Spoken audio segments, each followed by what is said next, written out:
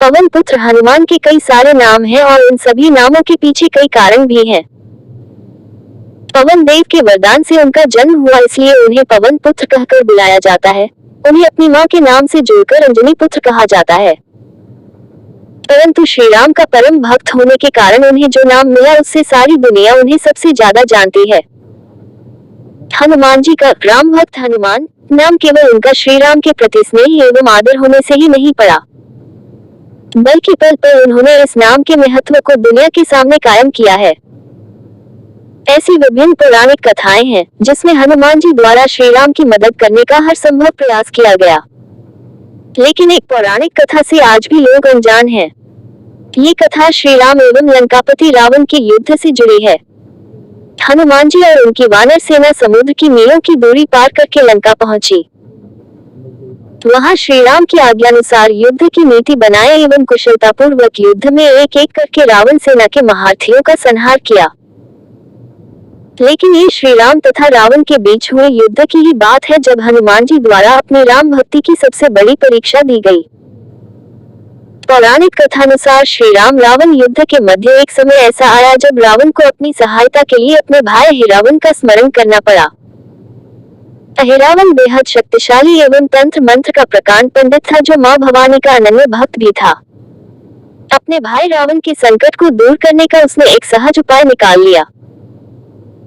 योजनानुसार उसने रावण से श्री राम एवं लक्ष्मण का अपहरण करने के लिए कहा, क्योंकि उन दोनों की अनुपस्थिति में युद्ध तो स्वतः ही समाप्त हो जाता। उसने ऐसी माया रची कि सारी सेना गहरी निद्रा में सो गई और वह श्री राम और लक्ष्मण का अपहरण करके उन्हें निद्रावस्था में ही पाताल लोक ले गया। श्री राम और लक्ष्मण पाताल लोक में है, इसकी सूचना किसी को नहीं थी, स्वयं हनुमान जी को भी नहीं।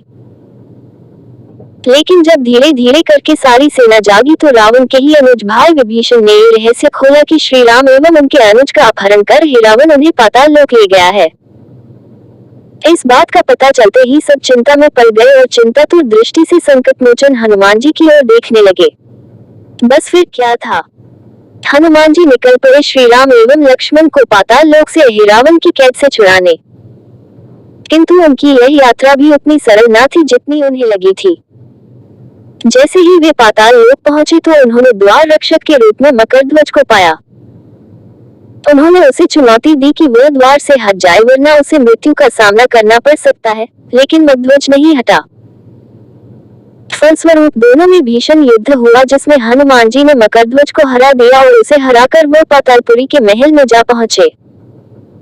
जैसे ही वे भीतर दाखिल हुए उन्होंने ठीक अपने सामने मां भवानी की एक बड़ी सी मूर्त पाई, जिसके बिल्कुल नीचे श्री राम एवं लक्ष्मण को बंधक अवस्था में पाया। दोनों को देख हनुमान जी के चेहरे पर खुशी की एक झलक दिखाई दी, परंतु अगले ही पल वे दुविधा में पड़ गए, जिसका कारण था आसपास चलते हुए दिए। उस महल की भिन्न भिन्न दिशाओं में 5 दीपक जल रहे थे और मां भवानी के सम्मुख श्री राम एवं लक्ष्मण की बलि देने की पूरी तैयारी थी। अब हनुमान जी समझ गए थे कि यदि उन्हें रावण का अंत करना है तो इन 5 दीपकों को एक साथ एक ही समय में बुझाना होगा। लेकिन वह ऐसा करे तो कैसे करे, क्योंकि वे अकेले थे और श्री राम एवं लक्ष्मण तो स्वयं बंधक अवस्था में थे।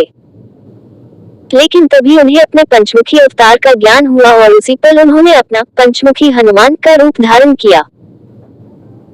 पंचमुखी रूप धारण करते ही उत्तर दिशा में वराह मुख, दक्षिण दिशा में नरसिंह मुख, पश्चिम में गरुड़ मुख, आकाश की ओर हयग्रीव मुख एवं पूर्व दिशा में हनुमान मुख प्रकट हो गया। इन 5 मुखों को धारण कर हनुमान जी ने एक साथ सारे दीपकों को बुझाया और दुष्ट रावण का अंत करके श्री राम लक्ष्मण को मुक्त कराया। जब वे महल से बाहर आने लगे तो उन्हें फिर से मकरध्वज दिखाई दिया। कहते हैं श्री राम ने हनुमान जी से पाताल की नगरी मकरध्वज को सौंपने को कहा, लेकिन क्यों? दरअसल मकरध्वज भगवान हनुमान के ही पुत्र थे। रामायण की एक कथा के अनुसार जब हनुमान जी माता सीता को खोजने लंका गए थे तब अशोक वाटिका में भयंकर तबाही करने पर रावण का ज्येष्ठ पुत्र मेघनाथ उन्हें रावण के दरबार में बंदी बनाकर ले गया।